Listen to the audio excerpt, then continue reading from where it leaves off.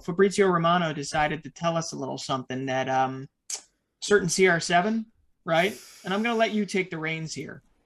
Okay, it's if I'd like to start by saying if CR7 is saying that he doesn't want to play and he want to see what's in the market, he knows Sure. something's up. Yeah. Like Cristiano Ronaldo knows something is up, and I know what it is. It's Mbappe to Real Madrid, Uh, because I've got here in my notes. We got Varane that left Real Madrid for 40 million. We got Odegaard that left Real Madrid for 30 million. We got a mhm. contract of Ramos that left. So the spreadsheet is better than Barcelona. Okay, even without a Messi, maybe like they seem more organized financially. I know they're a mess right now, Kiel, Yeah. but truth is they extended Benzema. If they fix if the Bale situation, because Sure. I don't know, he might go to the Prem. Let's see. Okay, Tottenham will have a lot of money maybe, so Yep. Bale could go back if Oof. it's the right deal. But you see, a lot of money can be made. That's what I'm saying. So I fully expect to see Messi and Ronaldo playing together one day. So, and I don't know Wow. if it's gonna be this year or it's gonna be the next. But the moment I saw Messi going to Paris Saint Germain, I knew it. Because look at the opportunity that PSG have. A club that, yeah, it has history, but not a lot of history. Ronaldinho was there, but now, like, they will have the bragging rights of having Messi and maybe Ronaldo in the same team. Just having Messi and Neymar and Mbappe, that's already bragging rights. But now imagine Ronaldo and Messi. Yeah, but So, I get all that, and the connection you made, I had to think about it for a little while. Um, but there are things that should happen, and then there are things that shouldn't happen. And and Messi and Ronaldo sharing the field together, mm, it's almost like sacrilege in some sense, right? Just because of so many years of people comparing them, why put them on the same field? I get why PSG would do it, but in the end, I don't know. I'm kind of rooting actively against this deal if it actually what? happens. Who knows? I'll probably tune in if and when they actually land on the same field together. But I just don't see it happening, man. It's tough. That is just too much. And if it does happen, it's probably going to happen in Major League Soccer, right? But that's what I'm But saying. If maybe Ronaldo's not. doing this, he knows Mm-hmm. something we don't. And maybe when the pod comes out, we'll know by Yeah, the time. But probably. it's something will happen. And in my opinion, Mbappe is going to Real Madrid and Ronaldo. It's Yeah, beautiful, mate. Like there's if room. it's gonna be beautiful, and I think there's a friendship there. The rivalry, it's been 10 years, man. Like you've been sharing the top for 10 years with someone. Like in any sport, like you'll feel a bit of sympathy, and I feel like with Ronaldo and Messi, they feel sympathy between each other because it was such a big rivalry. It's impossible not to share the same thoughts, because the truth is no one or little to no people have lived the life that Ronaldo has lived. No, that's true. And Messi and Ronaldo have exclusive lives and they understand each other and towards that mindset, because yeah, they're footballers, they're gonna retire one day, and like it's the beautiful game. Like I just love the fact that maybe they'll be friends and all that. I'm already That going, I'm may, hyping it up. that maybe they'll be friends. That's funny. Yeah, maybe they'll wind up in Ibiza together. Um, yeah, you know, not to transition too far off this, but if you're like a guy like Manuel Locatelli, right? One of the big transfer deals done recently. Mm-hmm. This is another situation. It's not as is it as big Mm. as Sergio Aguero going to Barcelona and then watching his friend Leo Messi leave. No, it's not. But Locatelli and Juventus, they're primed. They're You got to say that they're favorites to take back Serie A, Mm-hmm. right? And and then yeah, Ronaldo decides, It's hey, interesting there, but we're here on transfers, and Juventus did a transfer that I was quite surprised because I thought he was coming to Benfica. There was Caio mm, Jorge. Uh, yeah, I've watched him play sometimes. Like I'd say I've watched 10 to 20 games, 10 in between 10 to 20 games of Caio Jorge, mm, and he's speedy, and he has a good decision making in front of goal. and he's Yeah, 19. So what they paid for him, I see City. Like I know Kaique, Meltinho. These are maybe they have a higher ceiling, but sure. Caio Jorge has a proper good ceiling too. Like Yeah, I could compare him with Gabriel Jesus maybe when he was at Palmeiras. maybe. Um, and they got him for cheap. I think that was cheap if we compare those numbers. It So, but very cheap. Locatelli is the player. That's one of the best signings in Serie A. And I've got here two other deals that I think they'll be really good. And one of them is Florenzi to AC Milan. I don't know what happened between Mourinho and Florenzi, but they mustn't be getting a feel of each other. Yeah. So AC Milan, they got him straight away, and Florenzi is a really good snatch in my Yeah, opinion. and you know who that's really good for? That's good for U.S. men's national team player Brian Reynolds, Mm-hmm. who's probably not going to be going out on loan, but as a right back there with a high So ceiling, but definitely a lot more to learn. That's a big deal. But the whole Locatelli thing, and then I'll let you get back to mm-hmm. your other deal there. The whole Locatelli thing. I mean, Locatelli's a Juve fan, has been a Juve fan for years. Okay, Mm-hmm. so much so that when he was signed, his brother just posted on Instagram a picture of Manuel, his brother Mattia, I think his name is, posted a picture of Manuel back when he was like 11 or 12 years old, Oh, with a 27th Scudetto T-shirt with Juventus on it. Guess what number he took at Juve? I have no idea. Don't tell me it's the 7. 27. Oh, Yep. okay. He's 27. Yep. Okay. So he's got that. He's got a picture with that 27th Scudetto. I mean, the guy's been a Juve fan, so it's going to be really interesting there. But that's. I mean, come on. It was a 2-year loan with an obligation to buy. We all knew that this probably was the destination for Locatelli. Even during Euro 2020, there were rumors swirling about it. But ultimately, I mean, this kind of sets them, if they can hold on to CR7, this kind of sets it in motion that they're going to take back Serie A. But we'll see. Who was the other Serie A transfer though that you wanted to key in on?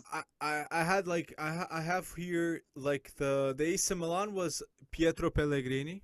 Oh, I feel like maybe him being at AC Milan next to an Ibrahimovic, because I've seen a lot of players improving next to Ibrahimovic, and maybe this kid will take him seriously. And truth is, a lot of injuries have come to his life. Like yes. he'd had a huge ceiling at Monaco. That deal was a deal with high expectations, and maybe it affected him a little bit mentally. And the fact that you're gonna be getting guidance, Yep. and him and I can't remember the name, the Swedish kid striker at AC Milan too, Oh, Emil. Emil Roback. So Roback. you got two talents there. The Yeah. AC Milan will be expecting a lot. So Pellegrini, I feel like maybe he'll learn a lot with all these stars, because Yeah. development, and the truth is there's a lot of preparation in football, and the best athletes like Ibrahimovic, they can teach a lot to players like him. So Sure. I was expecting that, and there was a deal too, a domino deal, like like to call it. We got dominoes deals like every transfer window now. Uh, that is Pedro going to Roma. No, Pedro going to Lazio, leaving Yeah. Roma Yeah. and going to Lazio, Yeah. and Rivalry. yeah, and Come that on. was a really weird deal. So we got Florenzi and Pedro not having a bout with Mourinho, like, which okay, and Joaquin Correa might go to Inter, Mike. because of this. So I don't know. I think it might happen because he wants to stay in Italy. So Inter are spending the money Yes. of Lukaku towards and Hakimi towards Joaquin Correa, which I'm is a good surprised deal. that's not going straight to the giant hole in the balance sheet. Mm. But hey, I guess at least they're not giving up their hopes on a rerun of a Scudetto. But But yeah, regardless, like Inter has one of the best defense in Serie A, like yeah, right now. Like Bastoni, like the Vrigi, Skriniar.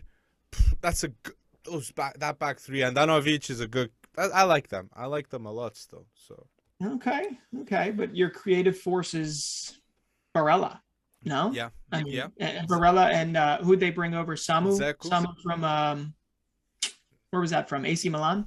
Mm. right? And he Yeah. didn't he go over? So yeah, it's hey, Serie A is going to be amazing to watch this. But I think it's wide open, and if CR7 goes to PSG, it's it's especially wide open. But hey, I have to bring this up since we are going to be talking probably about Chelsea in a little while. I just got to ask straight out: 40 million euros for Tammy Abraham, right? Mhm. Tammy's going. Jose Mourinho is excited to have him. I got to ask you, how many goals do you think he's going to score in Serie A?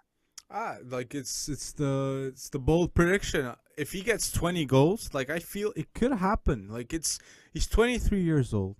He's Yep. got something to prove. I remember seeing Tammy Abraham at Aston Villa. He was banging goals like it was nothing, like a Haaland-esque type goals. Yep. Like he was that lanky, tall, finishing on point. Like Tammy is quality. Like, and I'm sorry, I know some Chelsea fans know this Tammy Abraham, but a Mm-hmm. lot don't. So if you could like check Roma this season, I feel like they might surprise people with and Mourinho too. I Yeah. the more years pass, the more relaxed I see Mourinho.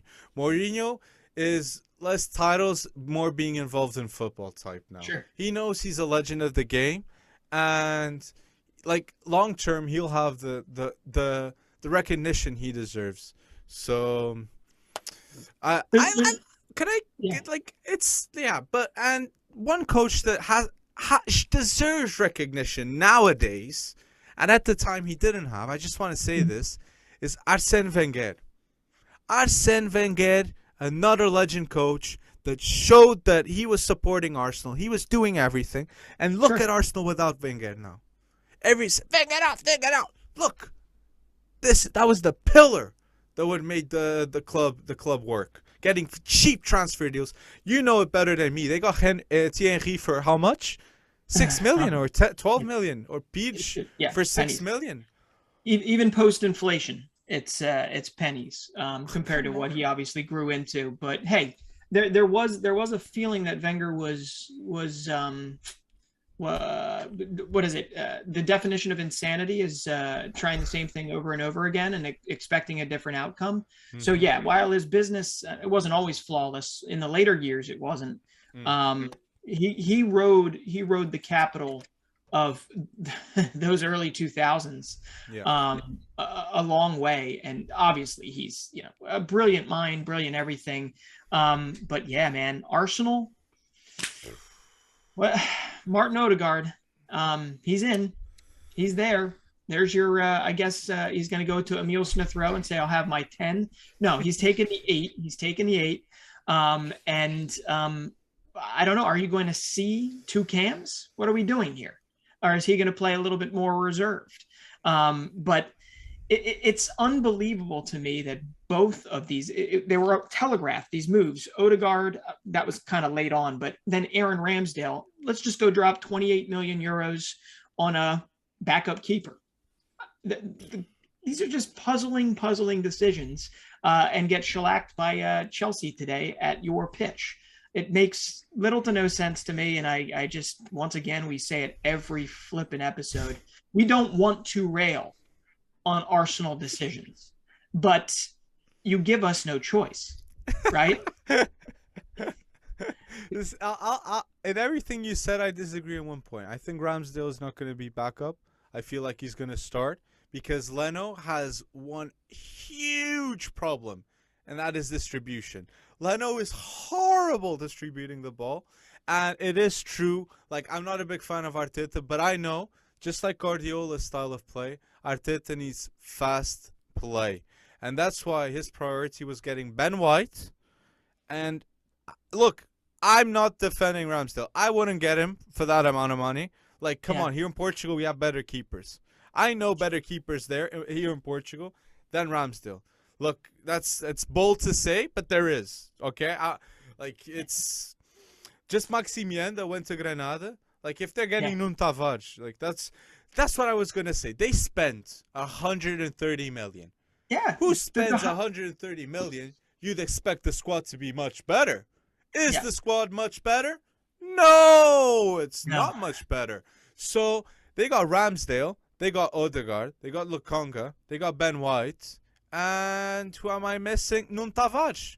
Yep. 130 million, you get this. Yeah. I know there's no European competitions, but you get this. Come I mean, on. they are for right now until City drops on Harry Kane or something, right? Oh. They are the highest spending club in the Premier League, and they're not playing European competition this year. Odegaard is a good signing, though, Brendan. I'm gonna say this. This is kind of a prediction too, and it's not bold. Like, I feel like when Odegaard played for Arsenal last season, in the back of his head, he was like, "Okay, what's gonna happen next year to me?" You know. Sure. So Okay. I feel like this year we're gonna see a much better Odegaard at Arsenal. Okay, I'm predicting this. Okay. And at Real Sociedad, I remember seeing Odegaard like being very comfortable, in which going to the wings, sharing a bit those combinations with Oyarzabal. So I think Smith Rowe with Odegaard will work out, but will it be with Arteta? I'm not sure. I'm not sure, and maybe it shouldn't be with Arteta. Okay, maybe it should be with a proper coach. Based on watching, it's a proper talent. Based on watching their whole left side just get destroyed by Chelsea's right side today. Something very clearly needs to change. But man, I'm with you. I want to see Odegaard succeed. Hell, I want him at a place where he can become a club legend, not just bopping around the continent. Thinking about, I don't know, the grass is always greener on the other side or something. But hey, I'll tell you what, Odegaard. That was one we've been talking about, in terms of what destination, where it would be. We always thought kind of in the back of our head, Arsenal would come back in for him. Another name is Dusan Vlahovic, right? And we've been sitting here looking at these Premier League targets, who should go in for him. He could be, say, a cut rate Lukaku at Chelsea. I'm not comparing the two in any way, shape, or form. Another name has come in for Dusan Vlahovic. And tell me what you think about this. Like, first off the top of your head, Atletico Madrid. They got rejected, right? They got that rejected. I don't know. I mean, has that happened yet? I think Fabrizio. I think Fabrizio. But I think they can reboot it. That is honestly like Vlahovic with Felix. So João Felix would do some Vlahovic. That is, just so people have an idea, I think he's the youngest ever goal scorer in Serie A. Like, he's 21 goals in Serie A. So a massive, and the youngest scorer in Partizan, a massive player, okay? Playing with Felix, look, I'd love Felix to have him. But Suarez is there. Like, it's options, And but yeah, Suarez is 34. He's not in the roster today, right? And this is Sunday that we're recording this, or not in the match day 11. So you're thin up top. You really are thin up top. And if you've got the Paul now pulling the strings in the midfield. As of right now, Saul's not out the door. This is a core type of team, and they need someone that they're going to grow with. And unfortunately, while João Felix and Vlahovic can play together, but Felix is still dealing with injury issues. When is he actually expected back? Do you know? It's such a big question in my mind. Like, when am I going to see João Felix like how I saw him at Benfica? Like, I'm really hopeful it'll be soon. It will happen because he's got a strong mind and a strong motivation. I know that, but come on, it's been tough. I don't know, Brennan. Like, it's just been huge question marks with Felix. But Dusan Vlahovic would give guarantees to Atletico, but I feel like Tottenham should go in for him. They really should go in for him, Tottenham, because it's a fast solution towards Harry Kane that leaves. And if Harry Kane leaves and they get a Bale, they get Dusan Vlahovic, and they get another midfielder, Tottenham might get top 4. That would be bold, but they could have a contention there with Leicester. Arsenal, change the manager, But there was a transfer here that I wanted to mention, and that was Darami, Copenhagen forward. That went to Ajax. And that is a really good find. I saw that Club Brugge and Ajax were fighting to have him. And I think that was the right club for him because Yeah. I know I've seen like a couple of matches of him, and he he's very comfortable too on the wing. So he's a Mhm. striker type beat with winger. So a lot of goals. He scores good goals, ball Yeah. control on point. Hmm. And what I like the most about him is how he puts pressure on center backs. High Yeah. tempo, non-stopping player. So watch out, guys. This is a transfer that's under the radar, and it'll be game changing. Watch out. Absolutely. And I think Ajax is learning from their loss in the transfer battle for Kamaldeen, who ended up going to Rennes. And they're going in bold on this one and making sure that Deremy does not, slip through their fingers here. And yeah, he's a wonderful player. And the funny thing is he's been a wonderful player for the last several years and just getting stronger, getting more, just homing his game as he waits for this type of a move, and has been great for Copenhagen. So He's 19. that is that. What was He's that? 19. He's 19. Yeah, he's 19 and he's been around. I think he debuted at 16, maybe just after 17. So he's been in and around their 11 for quite a few years. And I'm gonna miss because we actually do get a little bit of Danish football. I'm gonna miss the Jonas Older Wind Mohamed Daramy link ups, especially like the one we saw earlier today. I think he'll be just fine at Ajax, and they'll work him in. But that is a great signing. And Yeah, hey, I'm just happy that the next step has shown itself for him, assuming that goes through. And we could only wish the exact same thing for a guy like Ilias Mariba, right? oh yeah, And yeah.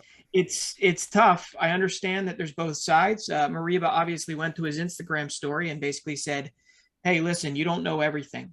You don't know everything that's going on behind the scenes, right?" Okay, it was a very mysterious quote that led us to believe that that's the case. But really, what it comes down to is the kid needs to play. And we've already been shown that there are multiple interested parties for him.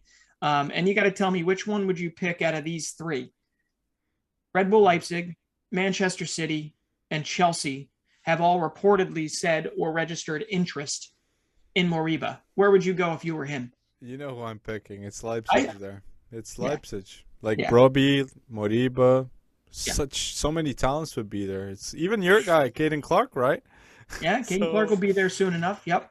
do you have any transfers you want to mention? Like to the next.